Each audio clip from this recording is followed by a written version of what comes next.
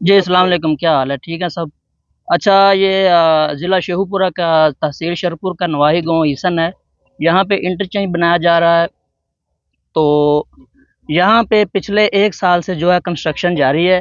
جب یہ اس کو کنٹینیو کرنے لگے تھے تو لوگوں نے اس کو روکنے کی کوشش کی تھی۔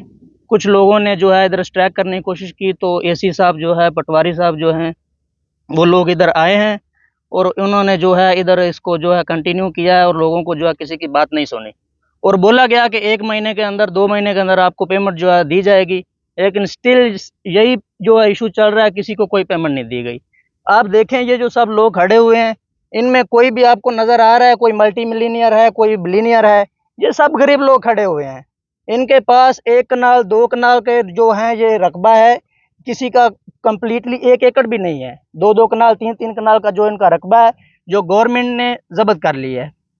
کچھ دن پہلے میں نے مریم نواز کی ایک ویڈیو دیکھی ہے، جس میں انہوں نے کہا ہے کہ ہم نے ایک اسکیم لانچ کی ہے، جو ہے ہم نے کچھ جو ہے مافیا لوگوں نے کسانوں کی زمینوں کے اوپر، لوگوں کی زمینوں کے اوپر جو ہے ناحق قبضہ کیا ہوا ہے، تو ہم جو ہے اس کے اوپر اسٹرکٹ ایکشن لیں گے۔